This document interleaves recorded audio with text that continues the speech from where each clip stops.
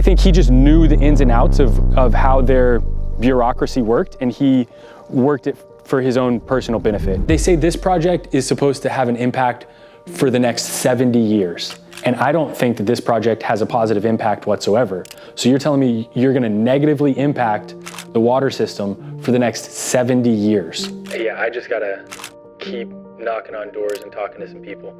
I'm assuming this is gonna happen. I am too. I'm assuming it's gonna happen and that my video is too late to stop it, but I at least have to put something together that says, hey, just so you know, the government is shoving this down the community's throat and no one in Portland knows about it, and everyone outside of Portland doesn't want it. Fresh water is Portland's precious heritage. Portland Water Bureau. A city-ran company that has a 2.1 star rating on Yelp and a 2.6 star rating on Google Reviews wants to spend $2 billion unnecessarily to build a plant which I don't think we need. It's every Portland ratepayer, this is outrageous. I want to say that I believe publicly held utilities are the only way utilities should function. I do not feel, as so many do, that government is bad, but the Water Bureau in Portland is slowly chipping away at this core belief. They charged my card 4 separate times in 1 month and only posted 1 charge to my account. The most expensive, terribly managed, wasteful utility out there. If you're a Portland water customer, get ready for another rate hike this year. We have higher water rates currently than Phoenix, Arizona, and it makes no sense. There is at least a third more available on any given day than they use on their most active days. Together, they collect 5 times as much water as Portland needs. Our water rates just went up by 7.9% within the last couple weeks. They will go up another 8.1% every year from now until at least 2028. They say non-water related projects, including the renovation of the Rose Festival building and the installation of the Portland Loos under former City Commissioner Randy Leonard, are driving up the price of a drink of water. We've been using water and sewer funds, restricted funds, on all sorts of city council pet projects that have nothing to do with water and sewer. That needs to stop. This is the most corrupt utility in our state. They make charges, late charges, on already paid bills, try to call and get someone to answer, they don't. I sent them a check, they sent it back, they are a mess. This property was bought in the early 70s. Okay. And I always thought it'd be a park. Yeah. For not even per month, for a quarter, it was $2 was the average bill in 1970. It'd be a public park. Yeah, that makes sense. Where are you gonna get 100 acres? Yeah. You know, intact. You know? Yeah. So I always, and that was my naivety. Okay. You know, thinking that it was. But they did buy it for a water something. And yeah, well, if Portland Water Bureau bought it, they had some amount of plans for it in the 70s, it sounds like. I think so. Okay. But never heard anything about it. And what I asked from the early beginning is give me a plan. I've been doing this for 47 years. Okay. So I know when they started talking to us, they had an idea what they were gonna do. Right. I could not get anything out of them. They said, oh, it's too early, it's too early, it's too early, bullshit. Portland Water Bureau's price is $5.20 for a centi cubic foot of water. Gresham's price is $2.60. For sewer, Portland Water Bureau is charging 3 times more. It's a beautiful thing getting millions of people water every single day. The blue collar workers, the people that are out there in the elements that are dealing with everything under the sun, this video is not about them. This video is for the people of Portland, and it's about the administration of the Portland Water Bureau. So I'll just start with kind of a background, and we'll go through a little bit of a timeline review. As you all know, there's a lot of history around the reservoirs. Portland gets its water from Bull Run, a pristine 100 square mile watershed on the western flank of Mount Hood. Only 40 miles from the busy heart of Portland itself. Water so pure, it can be taken right from a city tap into car batteries. Ever since 1895, Portland has enjoyed this same fine water, taken from the secluded Bull Run Reserve near the cool green slopes of Mount Hood. The entire watershed, river, lakes, tributaries, and surrounding forest is protected by an act of Congress to prevent trespass and livestock grazing. Down a system of 3 sets of water pipes with internal diameters of up to 54 inches, the water races along under the powerful force of gravity, transporting itself as much as 225 million gallons a day without any need for expensive pumping equipment. Though it gathers near Mount Hood, it does not come from Hood's snowy crest and icy glaciers, but forms solely within a unique forest within a forest. Together they collect 5 times as much water as Portland needs. And today there are 2 dams, each with its own electrical generating station. At the headworks downstream from dam number 2, floating debris, leaves, and fir needles are removed, and a small amount of chlorine and ammonia are added to prevent the growth of algae or microorganisms. Unlike most places in the country, Bull Run water contains neither man-made nor industrial wastes or pollution. The water is already so incredibly pure that there's no need for expensive treatment or high levels of purifying chemicals. But just to make sure of the water's purity, we have a few highly skilled individuals who get all up in the air about water quality. Normally, the quality of the water is so much better than the highest national standards for water that the hardest part of their job is simply finding something to worry about. Because the water is so plentiful, businesses enjoy some of the lowest water rates in the country and can grow confidently, knowing that their needs are guaranteed right into the 21st century. Got the first water bill and almost had a heart attack. I felt a little better after I realized it was billed from the beginning of September.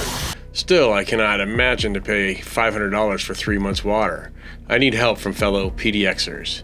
Is it normal compared to your experience? If so, why is it so high? After all, we're not in Colorado or Utah where water's becoming scarce. Any tip to reduce the water bill? Thank you. This is a 2000 report. MWH Global, CH Trim Hill, they outlined their long list of projects for which they wish to receive future contracts. Now they're going to get them again, and they've all changed names. So this afternoon or later this morning, you'll see Symantec. That's MWH Global. Jacobs has bought out CH Trim Hill. They're not new companies. It's the same corporations that are getting all these contracts. I had no idea that I was going to come across a website dedicated to the guy that I thought was the most corrupt. The website was already in existence a decade ago, tracking who his wife was, the contracts that they brought in, totaling over $2 billion in the first decade that he left the Portland Water Bureau. From my research, the contractors that have this gig, MWH, they've been planning this since 2000. And that's because Joe Glicker, he worked at the Water Bureau as the chief engineer from 1980 to 1994. And then when he got done with the Water Bureau, he went to work for MWH. Joe Glicker wrote multiple articles about water and about convincing the public that drinking water is safe. Joe also wrote an article about Giardia, and he carried out a whole experiment wasting ratepayers' money in 1991. And you know what his hypothesis was? That there would be something making people sick from the Bull Run Reservoir. But there wasn't. There wasn't anything making people sick from the Bull Run Reservoir. His hypothesis proved wrong. Joe just loved to write articles back in the 90s, and I think it was probably part of his, plan. He knew about brainwashing and how to convince people of safety and risk. He knew the manipulation tactics that he could implement with the Water Bureau so that they would bend to his will. And they rushed projects that need not be done. When he switched over from the Water Bureau to MWH, Joe became the marketing director. He hopped ship and went over to CH2M Hill. He was the vice president when it was sold for $3 billion.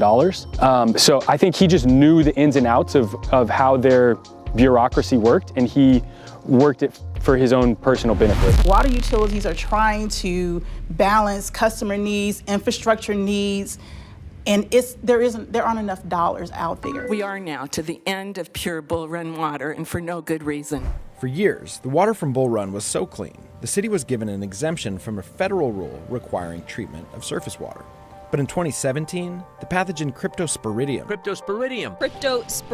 Cryptosporidium was detected in the water supply. A parasite transmitted through animal feces that can cause serious, if not deadly, illness. And the Oregon Health Authority said the city, they'd have to start treating their water. Portland Water Bureau wanted to take the extra precaution when the parasites popped up in January and used a secondary water source until their investigation was complete. This is how I'll be looking at it.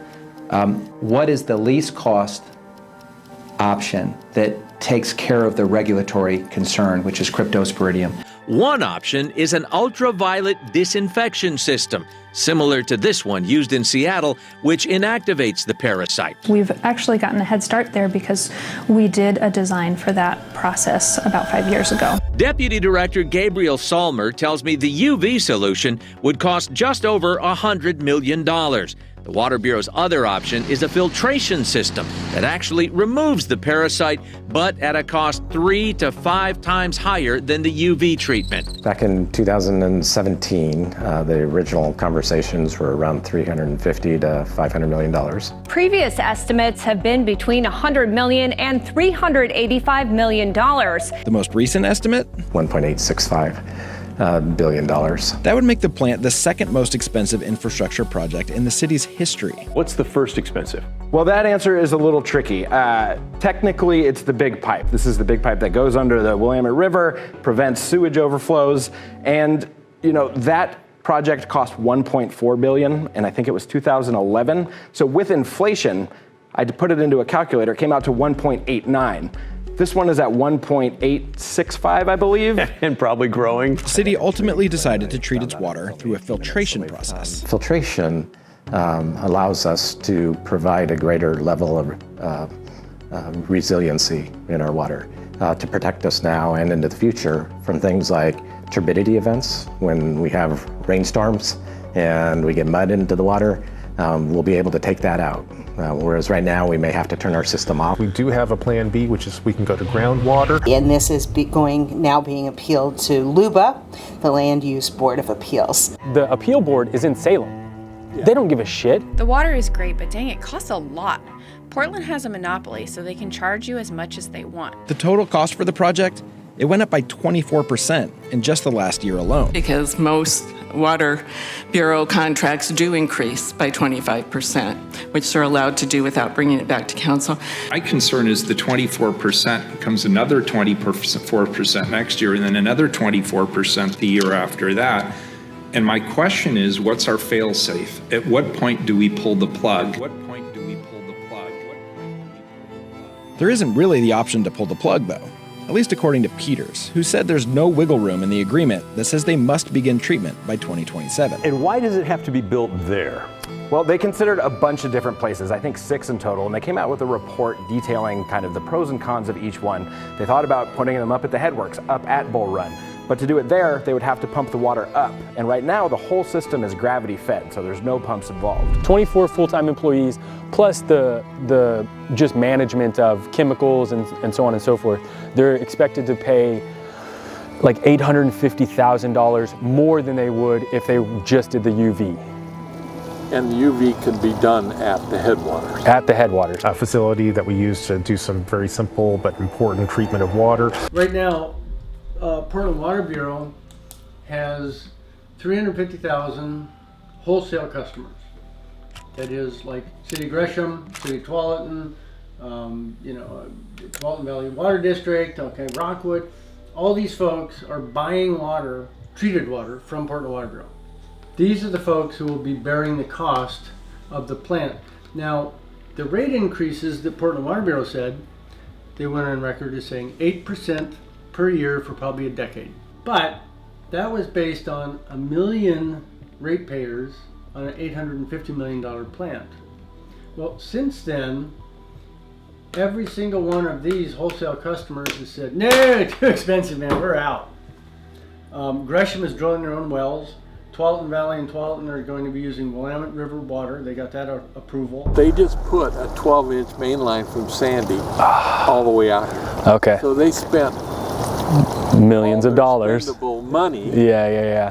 On upgrading the system back to Sandy. So Sandy's kind of stuck. but that has made a 95% decrease in the wholesale customers. And at this point, it is too early to know what impact either project will have on potential water rate increases. It's unclear right now what kind of increase that could mean for ratepayers. We have to cover our costs, and when we can't do that because some are not paying, then it means we raise rates for everyone. And I know that 30% of that hike is to pay for the filtration plant. Holy smokes, okay. Portland Water Bureau's budget for 2023-2024, it's $1,201,867,168. And the Bureau of Environmental Services, which handles Portland's wastewater and sewer, which falls under the Water Bureau, their budget is 23.9% of the Portland city budget, and it is $1,661,169,311. The Portland Water Bureau makes 12 times the budget that the Portland Police Department makes. The Portland Police Department budget is $256,003,294.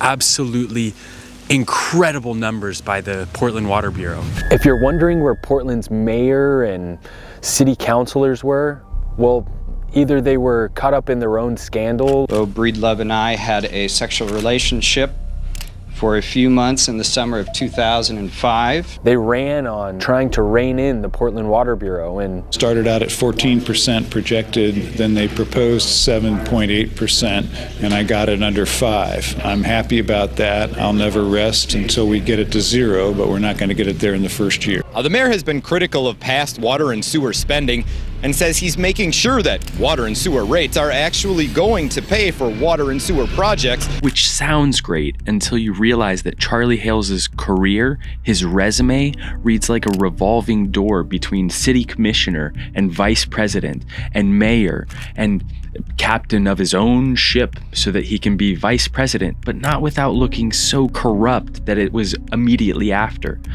Now, HDR, the engineering firm that he worked for as vice president time and time again, is still to this day getting contracts for hundreds of thousands of dollars. Into the millions, especially if they just keep getting contracts for forever. Charlie Hales, his legacy is firing a whistleblower that brought up there's problems in the budget. We're stealing money from the Portland Water Bureau. The city was sued over it. And then there's Amanda Fritz, who says things that sound good, like, I am really, really angry that we have to do this project. In 2009, Amanda Fritz wrote a scathing article detailing all the reasons the Portland Water Bureau should not be able to do the filtration plant, the expensive choice, when UV was more effective and cost a fraction even at that time. Amanda Fritz was one of 2 votes for the filtration plant along with Ted Wheeler. I don't know why she flipped. I've asked many people and no one can tell me. So I know that many of you are also very disappointed that we're here tonight discussing how to do something that I don't want to do, you don't want to do, but the federal government is telling us that we have to do it. Boy, they have completely taken advantage of, using the language to just suit their needs. She's already put a stop to this once before. She knows how to do that. When Randy Leonard proposed doing it 10 years ago, I was able to get us to go to the federal government, get a variance so that we didn't have to treat the Bull Run water.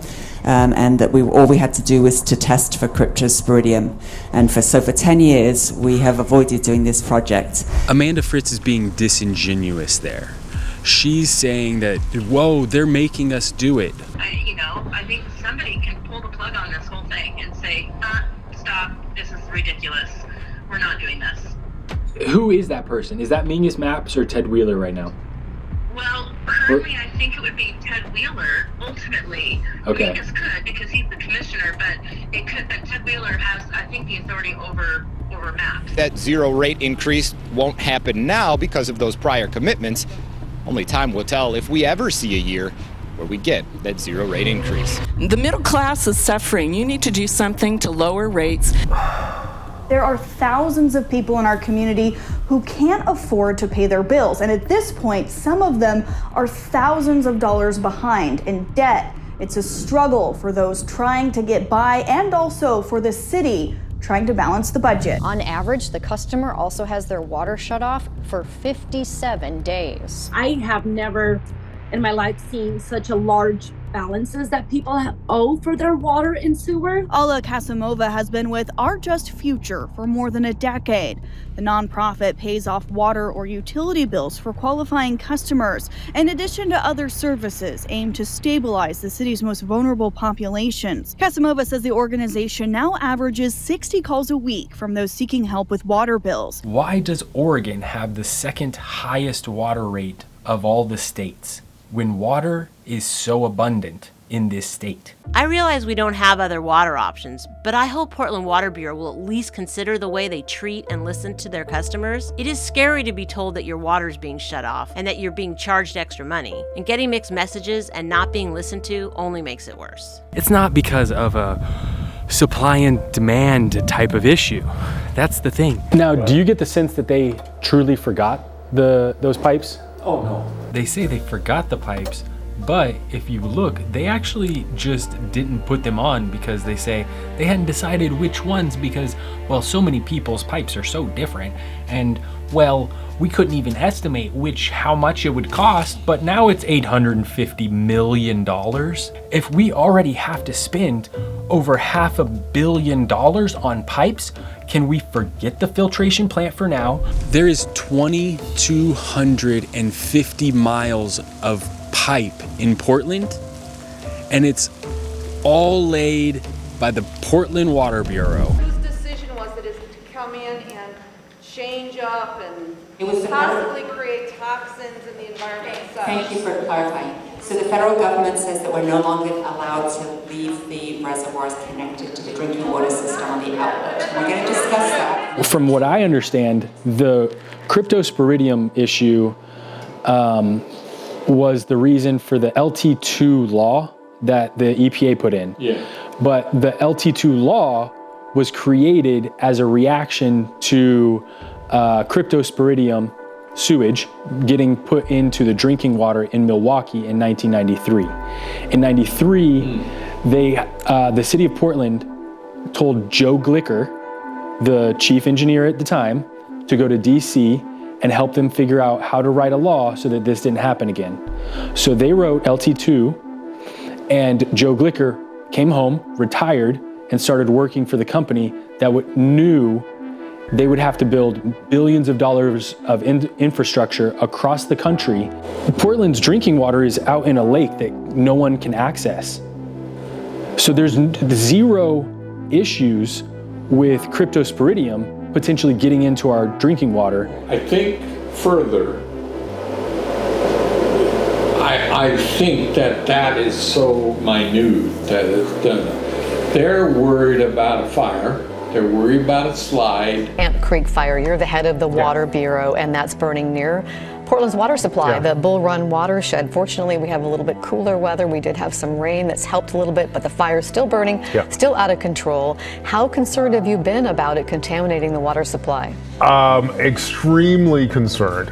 Not so much about contaminating the water supply, but this is a 1,900-acre fire, which is about 1.9 miles away from my headworks. The headworks is basically a facility that we use to do some very simple but important treatment of water. If that fire, which is less than 2 miles away from my headworks, I have to pull my staff out of there. We can't treat our water, which means, the fortunate thing is we do have a plan B, which is we can go to groundwater. I guess since they're a municipality, they can just do whatever they want. So frustrated. This is a ridiculous proposal in the wrong location. What is the timeline for getting a filtration system or a UV system in place? Right, so the Oregon Health Authority will work with us on our compliance schedule for whichever treatment the council determines we're moving forward with. For UV disinfection, that's about a 5-year design and construction period. For filtration, it's about 10 to 12 years. What if they decide to change their mind and do something different? And the EPA liaison she spoke with said, sure, as long as OHA approves the new plan, that's fine. As long as whatever the new plan was or is would still meet the goals of the mandate, which was to treat the crypto, sure, in a sense, essentially, then yes, they could say, ugh, this got way out of hand, or we lost land use approval, or whatever, we're just going to do UV filtration. OHA is not going to say, no, you have to do this other thing. They're going to say, okay, do UV filtration. What are you going to have online by? When we evaluated UV, we actually looked at UV up at Headworks. That if UV was being done, it would be done up in that location. That's a great idea. That's a perfect idea. Yeah. Jude and Mark, let's keep going. Okay. We're going to get to some of these Great. questions, I'm sure, as part of the conversation. So as we move through the design process, especially during preliminary design, one of the key decisions or ideas we're going to explore is how we lay out the site. It's of my opinion that even if they do build a filtration plant, they're gonna have to build UV, whether it's at the same time or in the not too distant future, because UV solves problems that filtration just can't. Filtration is ineffective at the very events that they are trying to use as a justification for filtration. Filtration is not good, and they would have to shut down the plant if an earthquake was to happen.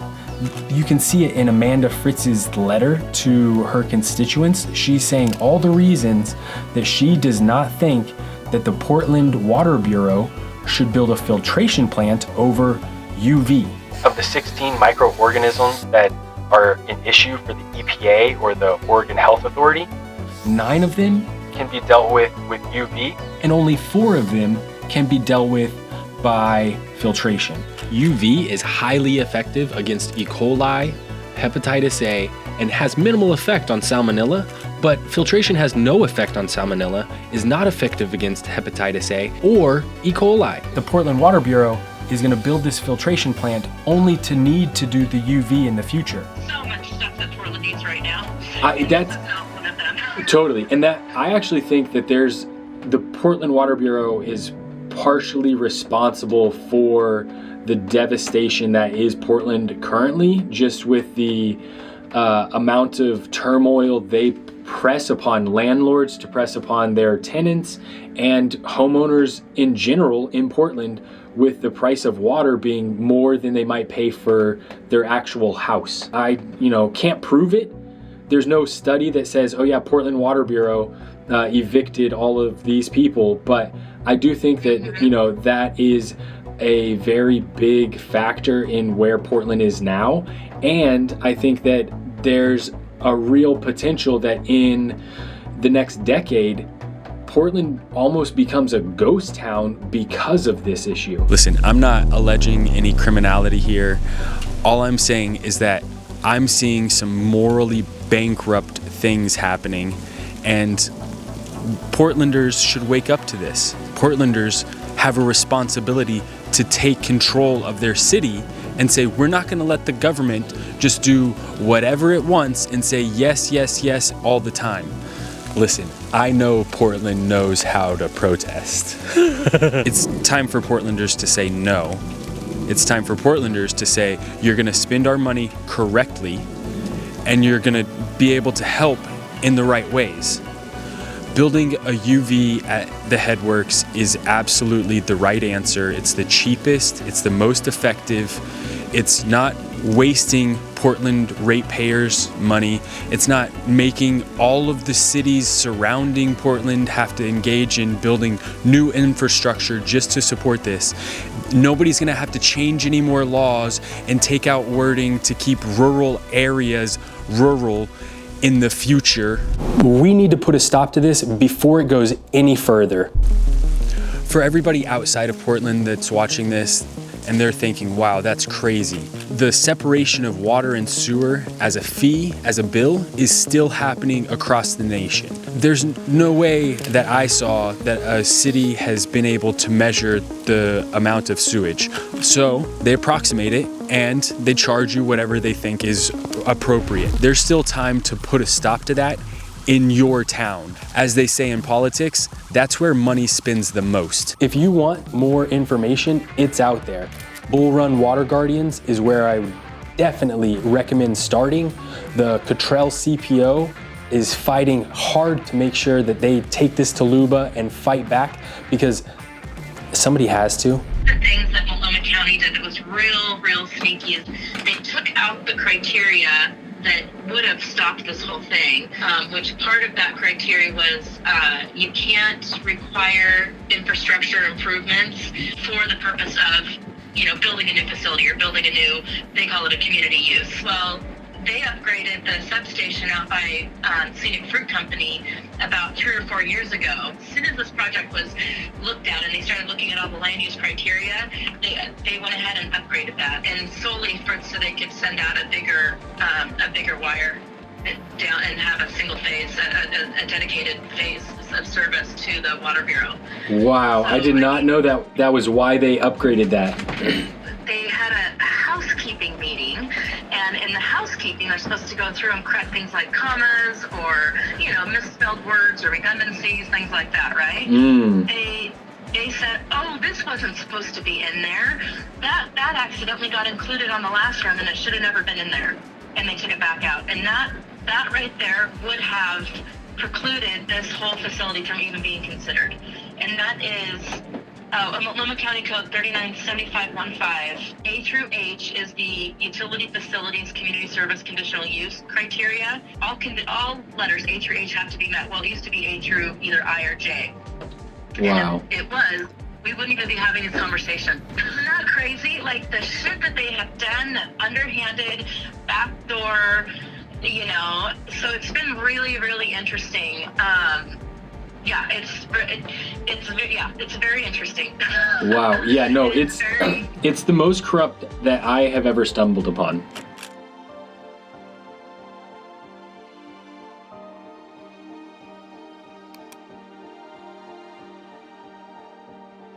Shout out to anybody else that had frozen pipes after this one.